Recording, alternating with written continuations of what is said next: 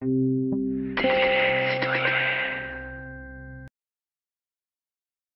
faites partie d'un groupe qui s'appelle Atomic Tour. Alors d'abord, expliquez-nous ce que c'est que ce groupe-là.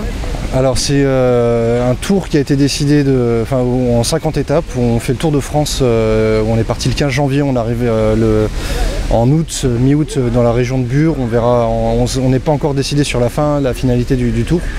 Le but c'est de rester 3 jours par étape, d'aller à la rencontre des associations locales, des luttes locales, pas forcément que anti-nucléaire. Et de faire du lien, de faire de l'information sur ce qui se passe localement et sur ce qui se passe à Bure, du coup faire des échanges. Et aussi, comme là vous voyez une action qui est le partage de parole. Si on pose la question, la France nucléaire, est-ce que vous y tenez, si oui, si non, et pourquoi vous y tenez ou pas. Donc c'est la question que vous posez aux passants. Voilà. D'accord. Du coup, on a différentes réponses. L'analyse qu'on voit, ça c'est à 27e étape, l'analyse qu'on voit par rapport aux gens qu'on rencontre, c'est plus on s'éloigne d'une activité nucléaire, plus les gens sont contre le nucléaire, plus on se rapproche d'une activité nucléaire, plus les gens sont pour. Et les arguments qui en général fait poser ou fait parler un peu plus les gens, c'est les premières réponses qui arrivent, par exemple pour ceux qui sont contre le nucléaire, ça va être la dangerosité, l'accident qui leur fait peur, et c'est pour ça qu'ils sont contre le nucléaire. Pour ceux qui sont pour le nucléaire, en général, ce qui va revenir pour le nucléaire civil ou militaire ou les deux, la question des déchets reste dans tous les cas la plus inquiétante, et c'est majorité quoi. C'est des gens qui, la question des déchets reste importante et reste pas réglée en fait. Sensibiliser, mais aussi ça dépend, parce que quand on rencontre une personne qui est pour, il y a des fois des personnes qui lâchent pas le morceau. Bon si elle travaille dedans, c'est sûr qu'elle défend son beefsteak, c'est ce qui paraît normal, mais qui pour moi me paraît inquiétant. Et qu'est-ce que vous répondez par exemple à ceux qui disent, surtout dans ces moments-là, dans l'époque dans laquelle on vit, dans le contexte dans lequel on vit, que l'énergie nucléaire c'est quand même l'énergie la plus propre? Quand on entend le nucléaire est décarboné, non, il n'est pas décarboné, il pollue en carbone quand même, il faut importer de l'uranium, il y a tous les transports de matières radioactives en Europe, le nucléaire est carboné, il pollue moins en carbone, mais c'est pas une... comment dire, en termes de déchets par exemple, en termes de pollution, etc., quand on voit les taux de cancer qui sont de leucémie ou de malformation à la naissance, etc., sur les îles comme Mururoa, comme les histoires de Tchernobyl, etc., on sait que le nucléaire pollue clairement, a un impact sur la santé, sur l'environnement. Je pense que c'est des questions qu'il faut se réapproprier, et que le nucléaire automatiquement, comme aussi le fait qu'il fasse partie de l'industrie, ces questions de l'énergie, on peut se la réapproprier. Gestion de quartier, gestion d'un bâtiment, gestion d'une maison, ou on peut se réapproprier ces questions d'énergie, comme aussi certaines questions politiques, voire toutes les questions politiques, au lieu de laisser ça dans la main d'autres gens et laisser faire des gens qui sont prêts à tout pour notre planète, que ce soit du carbone ou du nucléaire.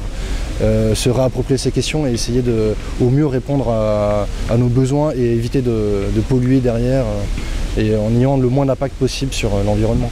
Vous pouvez nous rappeler ce que c'est que Bure? D'abord c'est une commune en France, mais qu'est-ce qui s'y passe? Alors c'est au nord-est de la France, à 1 heure à l'ouest de Nancy, dans la Meuse. 90 habitants, deuxième endroit en France où il y a moins de population au kilomètre carré, c'est la seule raison qui les a fait venir dans le coin là. C'est là où ils projettent d'enfuir les pires déchets radioactifs de France. Ceux qui sont à plus de 90% les plus dangereux en termes d'émanation radioactive, et ça représente que 3% de matière. Pour autant, c'est 300 km de Gary, la taille du métro parisien, sous Bure, c'est le plus gros projet aujourd'hui industriel sur Bure, enfin en Europe on va dire, en termes d'impact écologique, en termes d'impact économique, etc., etc. Alors il en est où ce projet? Il est en cours ou c'est un projet?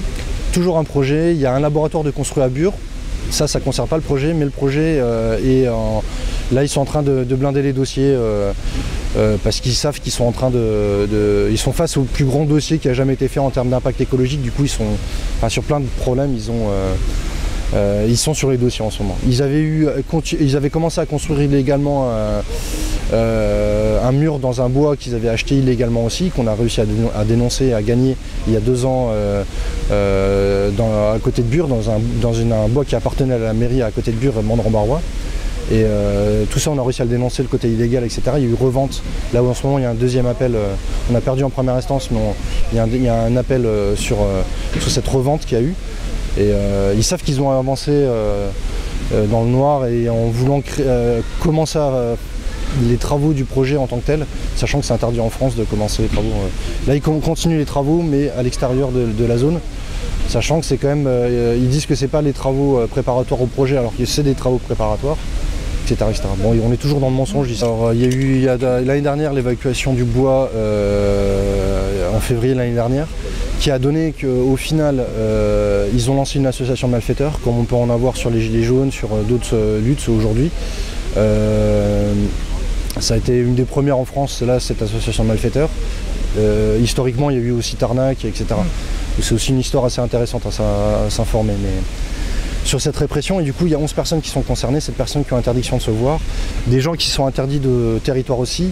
On est à une quinzaine d'années de prison données aux gens qui ont été arrêtés, entre prison ferme et prison avec sursis.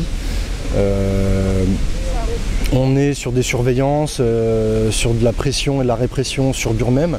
Aujourd'hui, du fait qu'il n'y ait plus d'histoire du bois, vu que le bois a été évacué, ils sont en train de faire des contrôles abusifs sur la population, au point même qu'un habitant local nous a dit qu'il s'est fait contrôler 40 fois en un mois. Quand tu es militant, tu peux te faire contrôler entre 2, 4 fois, 10 fois par jour des fois. Le principe pour eux, c'est de mettre une pression fou sur les gens. Au point de faire des outrages pour certains, et la preuve en est, et je pense que c'est peut-être même historique en France, c'est que une journée au tribunal de Bar-le-Duc est réservée entre 2 et 3 mois à l'avance, sans que les affaires soient sorties, en espérant qu'au moment où ils allouent la journée, les affaires vont sortir. Et bien sûr que pendant ces 1 ou 2 mois ou 3 mois, cette journée est remplie entièrement par des affaires de Bure complètement ridicules, sur des choses complètement hallucinantes. Là-dessus, oui, la pression, la répression, elle est clairement présente à Bure, mais c'est sûr que c'est pas le seul endroit en France où en ce moment on connaît ce type de répression. Merci beaucoup. Eh bien, merci à vous.